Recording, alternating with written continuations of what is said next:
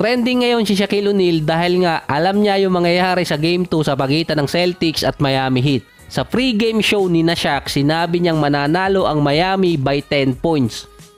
Sa halftime show nila, lamang pa noon ng Celtics 61-58. Dinoble pa ni Shaq yung request ni Charles Barkley, pero Miami pa rin di umano ang mananalo. Sa katapusan ng game, 111-101 Miami Heat. Dahil sa prediction ni Shaq, inakusahan siya ng mga fans na hawak niya ang script para sa NBA playoffs.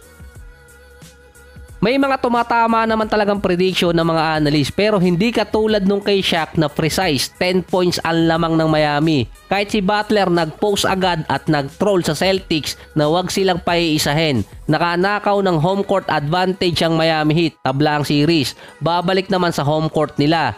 Sila ngayon ang may advantage. Pero si Butler mukhang hindi makakaisa sa series or makakalaro. Base kasi kay Sham, walang chance na makabalik si Jimmy Butler sa series ng Celtics at Miami. Expected siyang mawawala ng 1 or 2 buwan dahil sa rehab.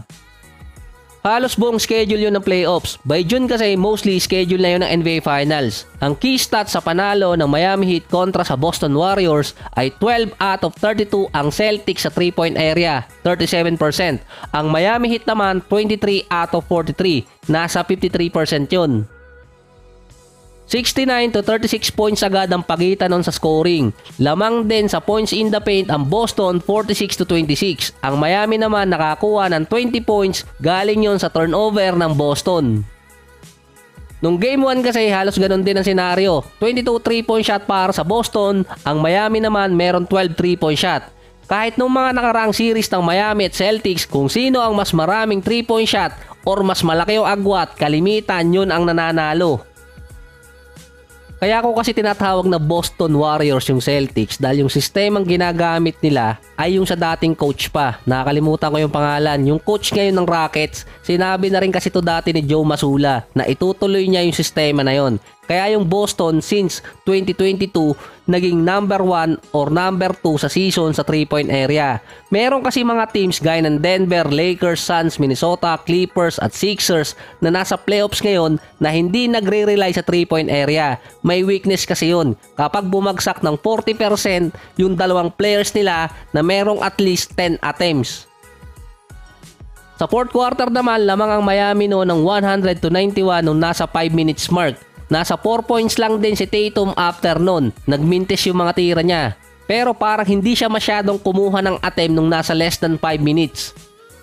Bukod siguro dun sa layup at yung isang nagmintis na tira niya, meron din si Tatum na 28 points, 8 rebounds, 3 assists, 10 out of 20 sa field at 2 out of 6 sa 3-point area.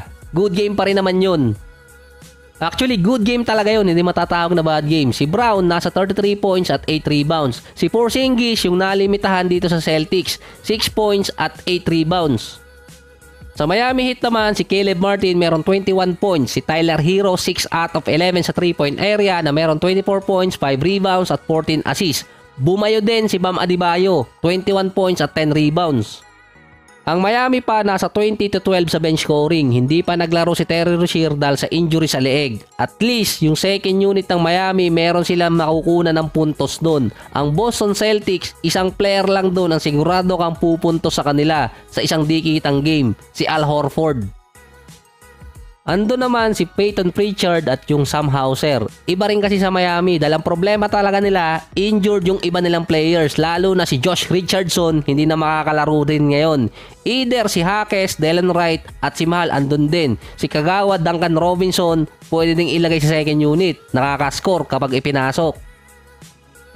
Meron din kasi mailalagay na top 3 best player yung Miami outside sa starting unit nila kumpara dun sa Boston Celtics. Pero kung next game, sa game 3, maipasok pa rin ng Celtics yung kanilang mga 3-point shot, dun sila mananalo.